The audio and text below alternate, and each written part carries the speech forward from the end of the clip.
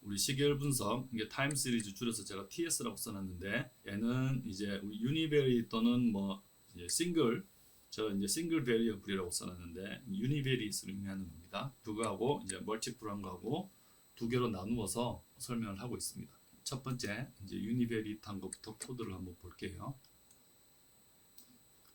이 TS라는 게 이제 타임 시리즈의 약자고, 어떤 데이터를 타임 시리즈형 데이터로 만들어주는 역할을 하는 함수명이기도 합니다. 그러니까 요 화살표, 요게 사실은 그 부등호 다음에 이제 다시, 그러니까 빼기, 그 기호를 써준 건데요. 어떤 변수에다가 v에다가 1부터 12까지의 자연수를 이제 넣어라 하는 명령이 이제 요거죠. 그 다음에 어떤 명령이든 R은 그 명령을 넣어라 그러면 조용히 그냥 넣습니다. 근데 그 앞뒤에 괄호를 치면 그렇게 넣은 결과를 이 오른쪽에 있는 이 콘솔 박스에다가 이제 표시해줘 하는 뜻이죠. 여기다 놓고 이제 컨트롤 엔터를 치면 이제 V라는 거에다가 1부터 12까지 집어넣은 거예요. 그러면은 요 밑에 있는 environment라는 탭을 누르면 우리가 뭔가를 만들면 그게 여기 다 이제 기록이 됩니다. 우리가 만든 오브젝트를 표시해 주는 게 environment인데, 거기 보면은 여기 인티저라는 뜻이거든요. 정수 1부터 12까지가 이제 V에 들어있다 하는 얘기입니다. 우리가 원하는 대로 집어넣는데, 근데 이 V라는 거는 우리가 이미 배웠지만 이 그냥 정수, 인티저잖아요. 근데 그 V를 이제 TS라는 함수를 써서 V 이렇게 하면 그 V라는 벡터를 타임 시리즈 데이터로 만들어줘 이 뜻입니다. 그러니까 사실 시계열 분석할 때 그냥 이 V인 상태로 분석을 해도 할 수 있는데, 대부분 통계 프로그램들은 시계열 분석을 좀 하고 싶으면 시계열 데이터들은 또 처리하는 때 우리가 관심 있게 보는 게 또 차이들이 있어서 요 데이터는, 요 벡터는 시계열 데이터야 하는 거를 이제 정의를 보통 해주는 경우가 많습니다. 대부분 프로그램들이 그렇게 만들어져 있습니다. 그래서 우리는 V라는 일반 벡터를 시계열 데이터로 만들어서 T에다가 이제 집어넣어줘 하는 명령을 한번 수행을 해보겠습니다. 그러면 말은 어렵지만 내용은 똑같아요. 그러니까 요 1부터 12까지 된 데이터의 구색은 똑같습니다. 다만 V는 그냥 이런 벡터지만 이 T는 이 R이라는 프로그램이 내가 이게 타임 시리즈 데이터라는 것을 알고 있을게 라고 우리한테 지금 대답을 하는 겁니다. 그래서 이 데이터의 특성은 타임 시리즈다. 당신은 T라는 변수를 타임 시리즈로 정의를 했습니다. 시작은 1이고 끝은 12입니다. 근데 간격이 frequency가 1입니다. 그러니까 그 frequency가 이제 한 칸씩 넘어간다는 얘기죠. 그래서 이게 지금 시계열 데이터가 된 겁니다. 내용은 1, 2, 3, 4, 5, 6, 7, 8 해서 12까지 가는 자연수 12개지만 하나는 일반 벡터고 또 하나는 이제 시계열 데이터입니다. 근데 요거가 이제 이렇게 해놓으면 아래서 이 데이터들을 처리하는 방식이 조금씩 달라지는데, 대표적인 게 그림이에요.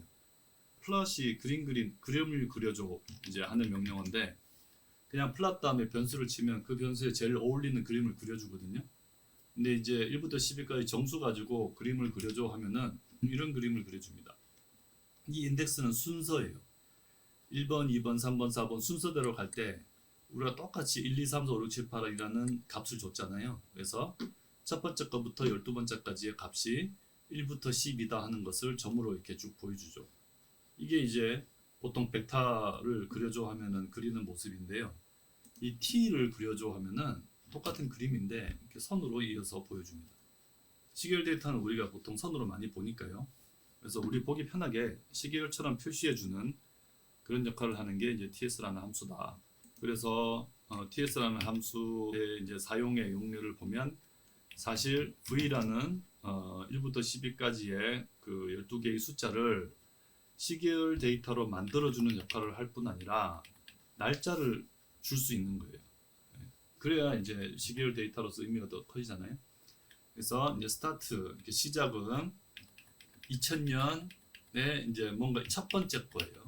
첫 번째인데 frequency를 주기를, 그러니까 빈도를 12개로 월별 데이터로 만들어줘 하는 뜻입니다. frequency 12는 결과를 보는 게 훨씬 여기 아까 똑같이 봤던 1부터 10일까지의 데이터가 지금 이제 날짜가 들어갔어요. 2000년 1월이 1이고 2000년 2월이 2고 하는 식으로. 그래서 그냥 이 12개의 숫자에 날짜 정보가 그 월이죠. 우리가 그렇게 해놓으면 우리가 이제 뭐 첫째 날이 언제냐, 여섯 번째와 여덟 번째 사이의 간격이 몇 개월이냐, 뭐 이런 계산을 좀 더 쉽게 할 수 있는 거죠. 똑같이 이번에는 프리퀀시를 12로 해가지고 이제 그 타임 시리즈 데이터로 만들면 아까 똑같은데 이제 1번이 요 7월에 가 있죠. 이렇게. 그 다음에 2001년으로 넘어가서 날짜가 매겨져 있습니다.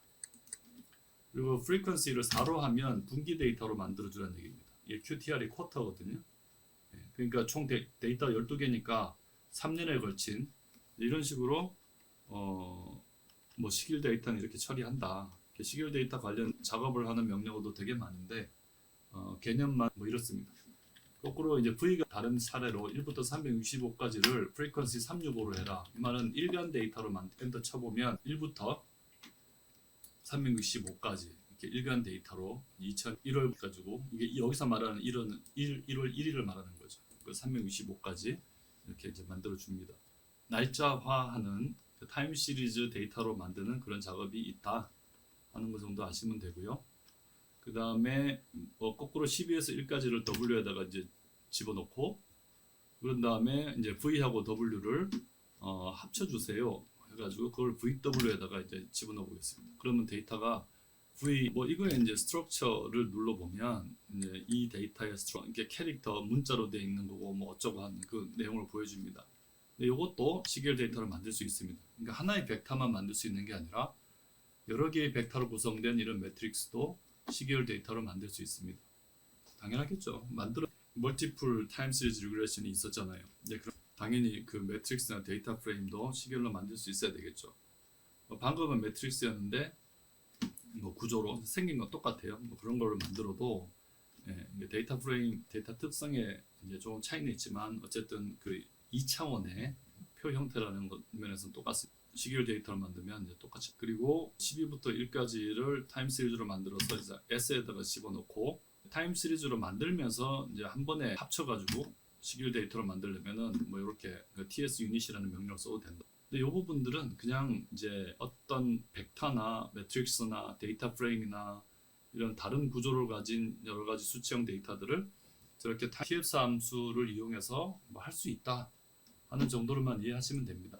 이런 한 개짜리 벡터 가지고 플러스를 하면은 이렇게 점으로 안 보여주고 선으로 보여준다고 얘기했는데 이제 두 개 이상의 데이터, 그러니까 TS가 T하고 S 두 줄로 되어 있는 거잖아요.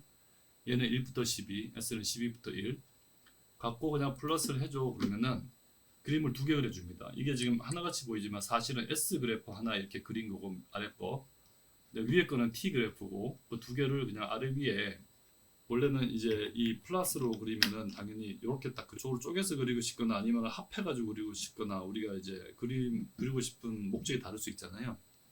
그래서 저거하고 똑같은 기능을 해주는 게 이제 플랫 TS인데 얘는 명령어 자체가 지금 TS가 들어있으니까 타임 시리즈 데이터 플러스를 위해서 그림을 위해서 만들어진 지금 똑같은 그림이라서 안 바뀐 건데 앞에 그림이랑 똑같은 게 지금 생긴 거예요. 근데 요거를 이제 싱글로 해주면 T 그래프하고 S 그래프를 이렇게 하나에다가 그려줍니다. 이렇게 이제 뭐 그래프를 그 다음에 이제 시계열 데이터를 그렇게 날짜를 주고 날짜를 줘서 이제 타임 시리즈 데이터로 만들면 그림 그릴 때 처리하는 방식이 달라지고 하는 것까지 이제 설명을 했는데 시계열 데이터 다룰 때가 예를 들어서 뭐 그 GDP의 변화가 부동산 가격에 미치는 영향 또는 금리 변화가 부동산 가격이 똑같은 시점에 금리와 부동산 가격을 분석할 수도 있지만 그냥 상식적으로 생각했을 때 부동산 가격은 그래서 시차를 좀 둬가지고 뭐 GDP가 상승하거나 하락하거나 한 다음에 한 두 달 뒤에 부동산 가격과 비교해 보고 싶다든지 데이터의 시점을 전체적으로 앞으로 당기고 뒤로 밀고 뭐 이래가면서 시기를 분석을 해야 될 때가 있어요. 그 레그는 이제 과거값을 얘기하는 거예요. 그래서 레그라는 걸 이용해 가지고 시차를 이제 줄 수도 있고 그 다음에 우리가 이 시계열 데이터 분석할 때는 뭐 GDP 자체를 분석할 수도 있지만 차이를 계산해서 그걸 다룰 수도 있습니다. 그 차이를 계산해서 하나의 시계를 만드는 것. 이게 이제 말로 하면은 좀 복잡하지만 사실 별거 아니에요. 예를 들어 시계열이 뭐 아까처럼 1, 2, 3 그다음에 뭐 5, 7, 9 이렇게 생겼다 그러면은 이 Y라는 시계열 가지고도 우리가 뭔가 데이터 분석을 할 수 있지만 이 자체보다는 분석할 때도 많아요. 이걸 이제 델타 Y라고 표현하자면 이렇게 이제 차이로 시계열을 하나 만들어내는 걸 우리가 차분한다라고 하거든요. 요게 이제 차분을 얘기하고 아까처럼 예를 들어서 지금 과거의 일기값을 여기다 가지고 그다음에 그 뒤에 값을 이 시점으로 가져오고 이걸 33을 이제 세 번째 시점으로 가져오고 이런 식으로 미는 거 이제 이런 거를 이제 아까 말했듯이 이제 레그 이제 시차를 둔다고 얘기를 하죠. 이게 이제 레그라는 개념이고 이게 이제 디퍼런스를 이제 계산하는 뭐 그런 개념입니다. 횡단면에서는 저런 거 할 일 없지만 시계열에서는 이렇게 그래서 그거의 효과를 그냥 그림으로 좀 보면 이제 에어 패신저라는 거가 이제 비행기 탑승객 수 데이터 같죠? 요거 원래 이제 R에 내장돼 있는 그런 데이터예요. 그걸 우리가 이제 A라는 변수에다가 갖고 와 보겠습니다. 그래서 들을 치면 보니까 시계열 데이터네요, 그죠? 연도가 있고 월이 있고. 그러니까 49년 1월부터 60년 12월까지 어떤 숫자가 있는 이렇게 타임 시리즈니까 선으로 단순하게 일씩 증가하니까 그냥 직선이었지만 이 가로축에 이제 연도 실제로 연도만 표시되어 있지만 이게 월 데이터죠. 세로축은 이제 그 패신저 그 수 A라는 값을 갖고 이제 그래프를 그렸습니다. 이렇게 해서 보여줍니다. 근데 이게 보면 그 비행기 탑승객 수가 전체적으로 늘고 있네요. 그러니까 뭐 40년대에 비해서 60년대로 오면서 세계 경제 규모가 커지고 뭐 항공사도 많아지고 뭐 그러면서 탑승객 수가 전반적으로 이제 는 것 같습니다. 근데 보면은 톱니바퀴처럼 올라갔다 내려갔다 하죠. 시각적으로 딱 봤을 때 계절성을 가지면서 계속 증가하고 있구나 하는 느낌을 주는 이제 데이터다 하는 걸 알 수가 있고요. 그래서 이제 그걸 그림으로 그려보면 알 수 있고 최소 104.0에서 최대값이 622고 한 280 정도가 이제 중간값이고 한 이제 그런 아까 뭐 레그 뭐 디퍼런스의 디프 이런 거 얘기했는데 저 데이터 자체를 레그 A 하면은 데이터가 이렇게 됩니다. 이렇게 이제 그 다음에 거기다가 2라는 숫자를 적어주면 두 칸 땡겨요. 마이너스 누르면은 뒤로 마이너스 2를 눌러주면 이제 두 칸 밀어주고 뭐 이런 식으로 뭐 앞뒤로 미는 거고 그 다음에 diff A라고 하면은 이제 두 월 사이의 차이를 이제 계산해 주는 거죠. 그래서 49년 그래서 이 차이만 계산해 가지고 뭔가 분석하는 경우도 많다. 그래서 아까 그 그림에서 차이만 계산해서 아까 내가 이 칸을 너무 많이 줄여놔서 그림이 안 그려진 겁니다. 그러면은 이게 이 차이를 계산한다는 게 차분이라고 그랬잖아요. 아까는 계속 증가하면서 계절성이 있었는데 앞뒤를 잘라주면은 이 좀 약간 그 증가세가 트렌드가 없어지고 하지만 이게 뭐 계절성은 여전히 좀 남아 있는 것 같고 데이터가 이렇게 됩니다. 그래서 우리가 시계열 분석할 때는 이렇게 이제 트렌드를 없애가지고 시즈널리티만 남기고 여기서 계절성을 또 없애주고 막 이러면서 이제 그 유니베리탄 변수에 대한 분석을 하는 시비를 적어주면 12칸 앞에 있는 데이터와의 차이 그러면은 이제 작년 동월과의 차이가 나오는 거죠. 이걸 가지고 그래프를 그려보면요. 그러니까 여기서 보이는 이 계절성 시즈널리티가 아마도 그 바닥을 찍는 이게 각각 12개월의 차이인 것 같거든요. 누가 봐도 꼭대기 올라가는 것도 그렇고 근데 그거를 전년 동기 대비로 하면은 계절성이 사라진 그러니까 좀 규칙을 찾아보기 힘든 데이터가 됩니다. 근데 이게 사실은 이렇게 그 디퍼런스를 적용해 가지고 시계열 데이터를 보기도 하고 또는 이제 증가나 감소가 막 지수적인 형태로 막 기하급수적으로 늘어나거나 줄어들거나 하면 그런 데이터 분석할 때는 또 로그를 취해 가지고 하기도 합니다. 그래서 어떤 값에다 아까 A 갖고 그래프 그린 게 이제 막 계절성을 가지면서 증가하는 그림 보셨잖아요. 이제 로그를 취하면은 이제 이 범위가 자동으로 이제 조절돼서 그런데 요 그리고 로그를 취해서 또 이제 디퍼런스를 구할 수도 있고. 그랬더니 아까보다 훨씬 평평하면서 그러니까 로그를 디퍼런스를 구하고 하면은 그래도 그 안에 뭐 뭔가 이제 규칙이 보이는 것 같은데 로그 취하고 차분까지 하면은 얘가 이 아래 평균값도 비슷하게 이렇게 그 완전한 잡음 같이 이제 그런 형. 그래서 완전히 순수한 아무런 트렌드도 없고 시즈널리티도 없는 그런 이제 데이터를 우리가 화이트 노이즈라고 하거든요. 여러분들 백색 잡음이라는 말 많이 들어보셨을 텐데 그 백색 잡음이라는 게 이제 화이트 노이즈를 번역한 말이고 그 하얀 잡음이라는 거는 그 안에 아무 규칙이 없는 데이터를 얘기합니다. 그러니까 시계열 데이터 뽑아낸 다음에 이제 그 트렌드와 시즈널리티를 해서 한 줄짜리 유니베리탄 시계열 분석할 때 이제 주로 관심을 두는 겁니다. 지금까지 이제 그 시계열 데이터를 만드는 법 그리고 뭐 가장 간단한 뭐 몇 가지 그 작업하는 법 뭐 이런 걸 좀 봤는데요. 이 설명을 갑자기 드리는 이유는 이제 이런 걸 봄으로써 이제 시계열 데이터 지금 한 줄짜리 유니베리시죠? 의 특성을 우리가 이제 파악할 수 있기 때문입니다.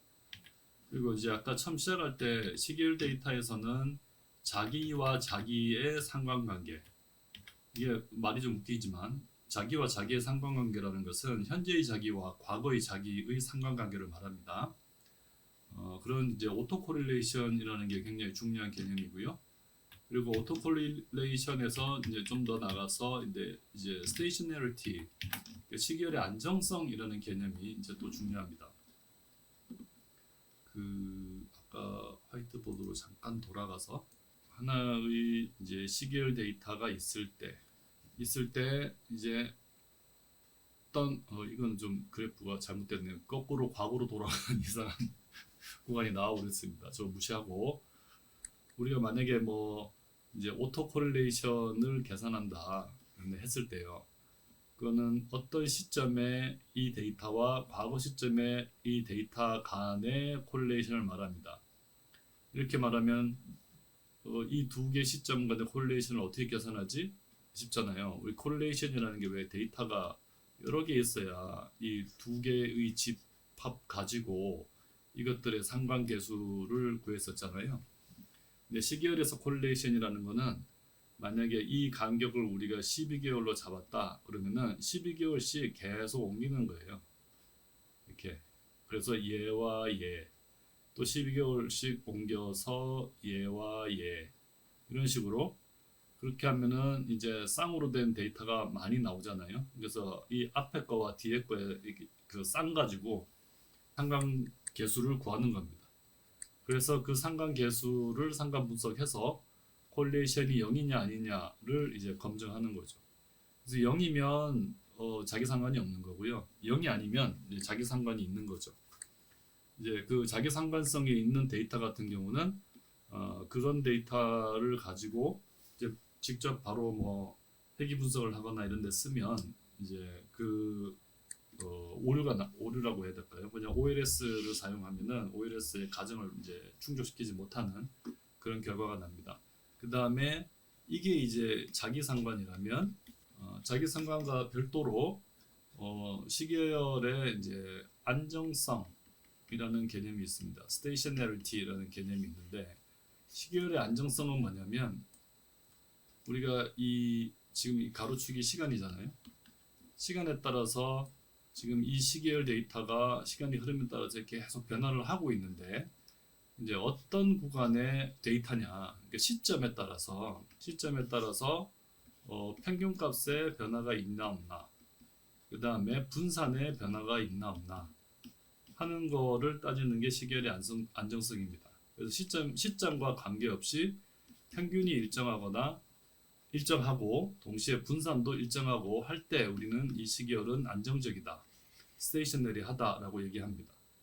근데 지금 이 데이터를 보면은 시간의 흐름에 따라서 값이 계속 커지고 있어가지고 평균이 일정하지 않은 데이터 특성을 좀 보이고 있어요. 그래서 이제 뭐 어느 정도 변하면 안정성이 있냐 없냐 하는 거는 우리가 시각적으로 얘기할 수는 없는데 어쨌든 우리 그래서 유의성 검정 뭐 이런 거 했던 것처럼 이제 통계적인 방법으로 안정성이 있는 상태와 없는 상태를 이제 다르기는 합니다. 그래서 지금 눈으로 보기에는 평균 안정성이 확보가 안 된 데이터 같은 느낌이 좀 들고, 또는 평균이 일정하게 가더라도 데이터가 이렇게 생겼으면 평균은 시간에 따라서 좀 비슷하잖아요. 근데 이쪽 구간하고 이쪽 구간은 이제 분산의 크기가 굉장히 다르죠.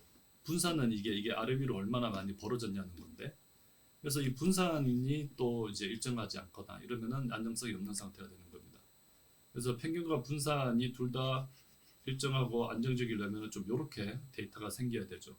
이런 데이터가 이제 보통 안정적인 데이터다, 그러니까 스테이셔너리하다라고 얘기합니다.